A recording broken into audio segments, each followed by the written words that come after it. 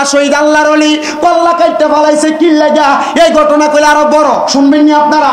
হযরতে কেল্লা শহীদ যুদ্ধ করবার লেগে গেছে, ওই যে বাদশা গুরু গোবিন্দ কেল্লা শহীদ সহ শাহজালাল ইয়ামানির সামনে ল্যাংডা নারী ছেড়ে দিছিল। কি নারী ছেড়ে দিছে?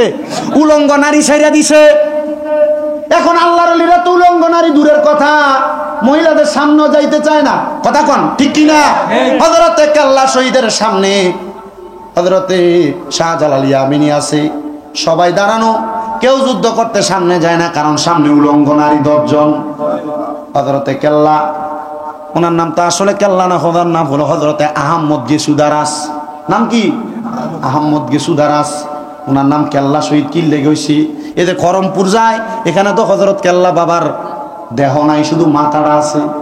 দেহটা বাহুবল হবিগঞ্জে আছে। আগামী পরশুদিন আমার হ্যানে মাহফিল, একটু মনোযোগ দেন, ঘটনাটা আমি শেষ করছি। উলঙ্গ মহিলা ছাইরা দিতে শাহজালাল বাবা 360 আউলিয়ার সামনে, কে যুদ্ধ করবে? হযরতে গেসুদারাস কেল্লা শহীদের ছিল বাবরি চুল, উনি ওনার বাবরি চুল দিয়ে বাম হাত দিয়া মুঠ কইরা ধইরা ডাইন হাতের মধ্যে তরবারিটা নিয়ে একটা কূপ দিয়ে নিজের কল্লাটা ফালাইয়া দিছে। কল্লা নাই, কাটা দেহ নিয়া একসাথে সামনে যে উলঙ্গ মহিলা সবগুলারে কোবায়া কোবায়া একবারে আলাদা কইরা দিছে। আর ওই কল্লাটা বাঁচতে বাঁচতে এই যে আখাউড়ার তিতাস নদীর মধ্যে জাল্লার আর জানে এসে উঠছে।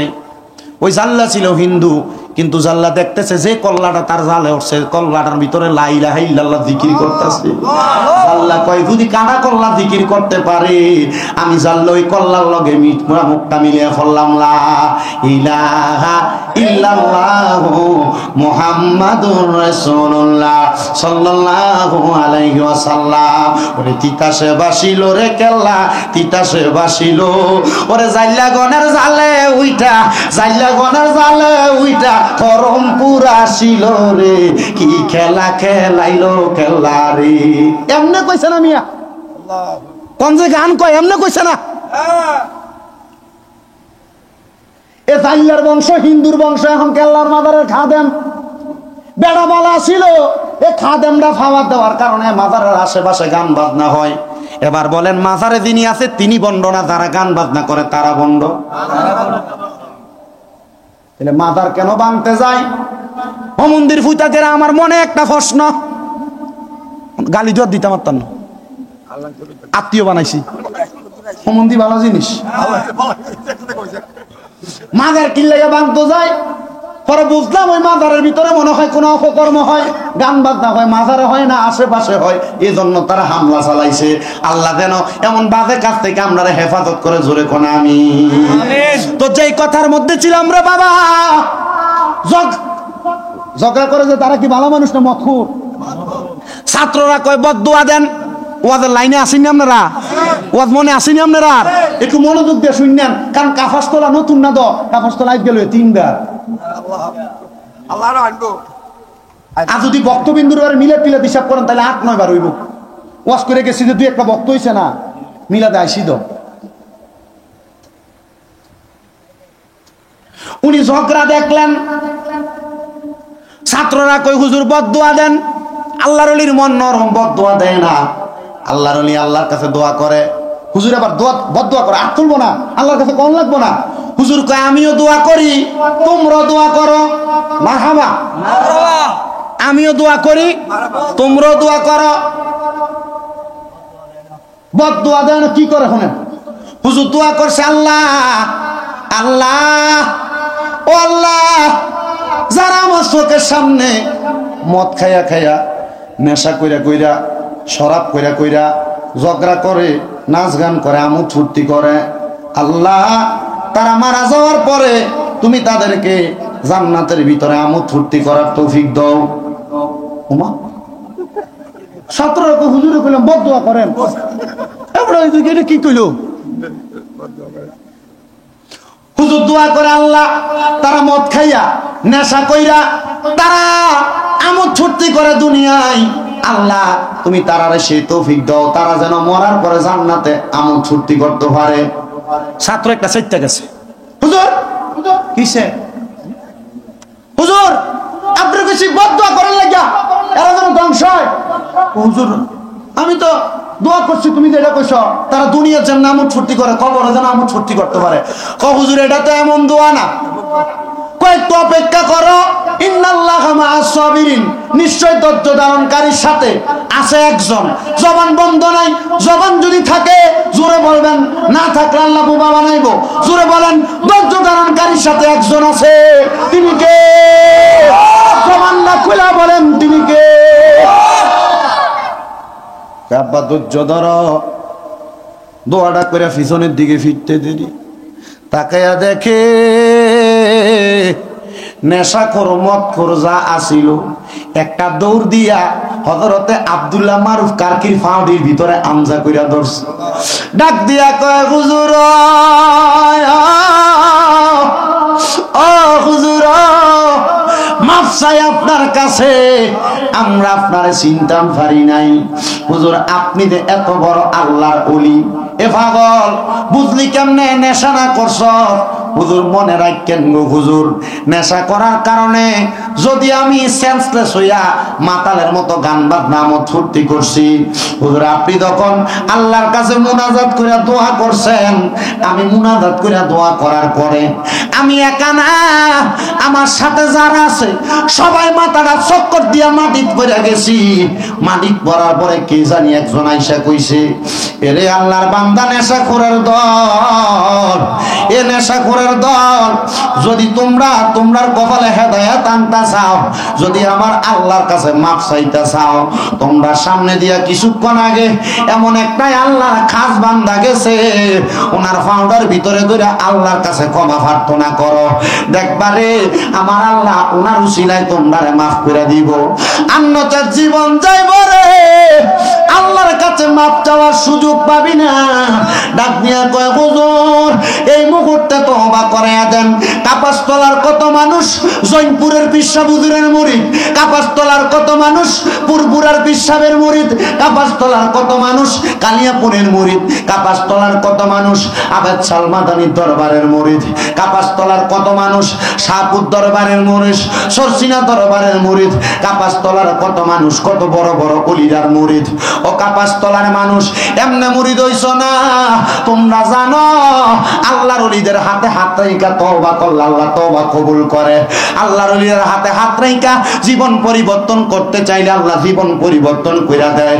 এই জন্য এখানে যত যুবক ভাইরা আছেন, এখানে যত মুরব্বী বাবারা আছেন, পর্দার অন্তরালের মা বোনেরা আছেন, আপনাদের কাছে আমি পায়ে হাত দিয়া বইলা ভাই, যদি পারেন মরণের আগে সুযোগ থাকলে যে কোন একজন আল্লাহর ওলির হাতে হাত রাইখা বায়াত গ্রহণ করবেন, যে কোন একজন আল্লাহর ওলিরে অনুসরণ করবেন। তবে সাবধান ওলি যাচাই করতে, সাবধান ওলি বাছাই করতে। পীর তো নামে পীর হইয়া যায়, কামে কোনো পীর নাই। পীর চিনার জন্য উপায় হইল, আল্লাহর নবী কয়, ইজারু যুকিরাল্লাহু আযজা ওয়া জাল্লা, আল্লাহর ওলি চিনবা এমন ভাবে যার চেহারাটার দিকে চাইলে আল্লাহর কথা মনে হইয়া যায়। তোমার পীরের চেহারার দিকে চাইলে আল্লাহর কথা যদি মনে হয়, তাহলে এটা তোমার পীর। বলে হুজুর আমি তো মুরিদ হইয়া গেছি, আমার পীরের দিকে চাইলে তো আল্লাহর কথা মনে হয় না। আমি বলবো বাবা, পীর ফালডান যায় রে, ফালডান যায়। যদি পীর যদি হক্কানি না হয়, ফাল হইয়া লাইবা। হক্কানি পীর দেখলে হক্কানি পীরের হাত রাখতে হাত রেখা বায়াত নিবা। আমনতে পীর যদি হক্কানি না হয়, পীরও জাহান্নামী, তুমিও জাহান্নামী। এই জন্য বলেন বাবারা, জান্নাতে যাওয়ার জন্য হক্কানি পীর মাসে ধরার দরকার আছে না নাই? আগে কাপাসতলা বৃষ্টি হইতো না, কাপাসতলা ফসল ফলাদি হইতো না। জৈনপুরের হুজুরদারে আইনা নামাজের জন্য ক্ষেতের ভিতরে নামাজ পড়াইতো, মুনাজাত শেষ হওয়ার আগে বৃষ্টি শুরু হইয়া যাইতো। কথা কয় না ঠিক কি না? আহারে বর্তমানের মানুষ তো এগুলা বুঝতে চায় না, এগুলা জানতে চায় না।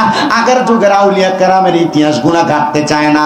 এবার শুনেন আব্দুল্লাহ মারুফ কার কি কয়, আমি ওই নেশাখোর গুলারে বললাম তোমরা তওবা করবা, তবে তোমরা তওবা আল্লাহ কবুল করবে কিনা জানি না।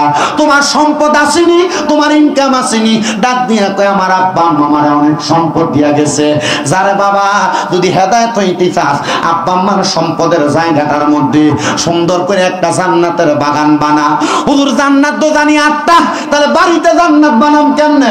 আব্বা আম্মা জায়গা জমি দিয়া গেছে, আমার বাড়িতে জান্নাত হইব কেমনে? হুজুর ডাক দিয়া কই জায়গার মধ্যে কোরআন সুন্নাহর বাগান বানায়া ফালা, ওই জায়গার মধ্যে তালিম তারবিয়তের কাম চালা। বলে হুজুর তালিম তারবিয়তের কামটা কেমনে চালামু? কয় নিজে মাঝে মাঝে সুযোগ পাইলে ওই জায়গায় গোপনে গোপনে ইবাদত করবি। আগে তো বাড়ি বাড়ি, আগে তো গোষ্ঠী গোষ্ঠী, আগে তো বিভিন্ন জায়গায় খানকা ছিল, এখন এগুলা নাই। কারণ এগুলা নাই থাকার কারণ হলো জায়গা সম্পদ কইমা গেছে গা।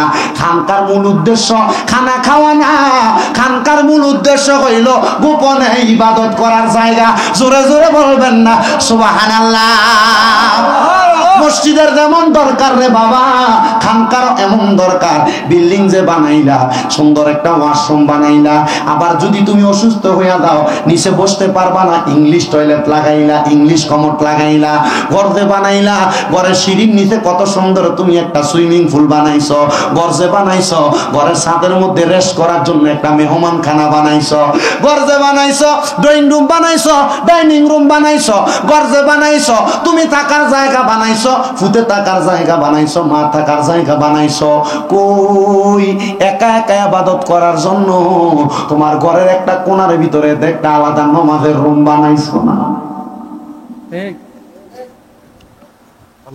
বলো হুজুর ঘর না আছে? আরে ঘর থাকলে বউয়ের সামনে তো মুনাজাতে কান্দাইতো না, একা একা কান্দাইবো। হুজুর ডাক দিয়া কয় বাড়িতে যাও, জায়গা সম্পদ যা আছে ওই জায়গা সম্পদের ভিতরে একটা জান্নাতের বাগান বানাও। ওই জায়গায় যে আল্লাহর কাছে কান্দো, আল্লাহ যেন তোমার মাফ কইরা দেয়।